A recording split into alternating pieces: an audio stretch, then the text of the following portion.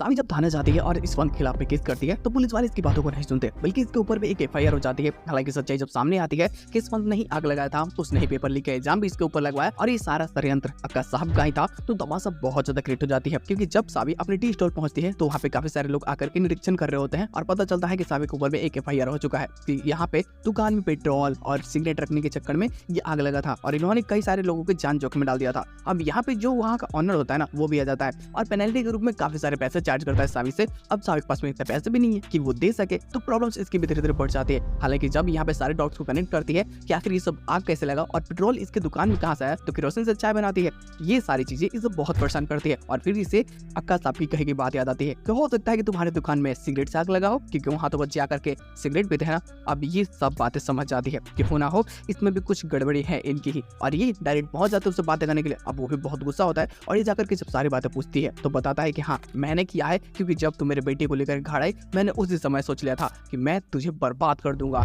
लेकिन मैंने जितनी भी कोशिश की तू हर बार बच गई। अब मैं तुझे अपने रास्ते से हटा दूंगा और जब तक मैं तुझे हटा नहीं देता तब तक मैं शांति से नहीं बैठूंगा। अब ये सारी बातें पता चलने के बाद में इसे बहुत चिंतित होती है, क्योंकि ये मेडिकल विंग बनवाना चाहता था कॉलेज में, इसके लिए उसने बहुत मेहनत की, लेकिन सावी के कारण ये सारी प्रॉब्लम्स के कारण वो नहीं बन पाई। सारी चीजों के कारण अब घर में भी इनके बहुत प्रॉब्लम्स होते हैं। ईशान आकर के घर में ये बता देता है कि आज सावी को सपोर्ट किया है लाडले साहब ने। अब ईशान के ऊपर भी उंगली उठते, लेकिन वो कुछ नहीं बोलता, बल्कि अपने कमरे में जाकर के सिर्फ सावी की यादों को ही याद कर रहा होता है। तब यहाँ पे वेल एक जो है ना एक लड़की वो आ जाती है अनवी, और सॉरी वो आने के बाद में ना वो इसके फीलिंग्स को जानना चाहती है, तो ये बोलने लगती है, बातों घुमा करके इसे मैनिपुलेट करती है और फिर इसकी दिल की जज्बात को बाहर निकलवाती है। हालांकि वहाँ पे ये साफ साफ बोल देता है कि नहीं मैं सावी से प्यार नहीं करता, बल्कि ये एक मजबूरियों का है रिश्ता था और मजबूरी खत्म हो चुकी है तो रिश्ता भी खत्म हो चुका है और मैं अब सावी को याद नहीं करता। लेकिन वो तो जानते हैं कि नहीं प्यार है, लेकिन घर में तमाशा जब हो रहा होता है तो वहाँ पे भी चीन में खुल करके सपोर्ट करता है कि एक बेचारी लड़की जिसके पास में कुछ भी नहीं है उसको बर्बाद करने के लिए आप लोगों ने अपना पूरा एरी चोटी का दम लगा दिया है। तो इस संबंध में आ जाता है कि आप लोग कितने शक्तिशाली हैं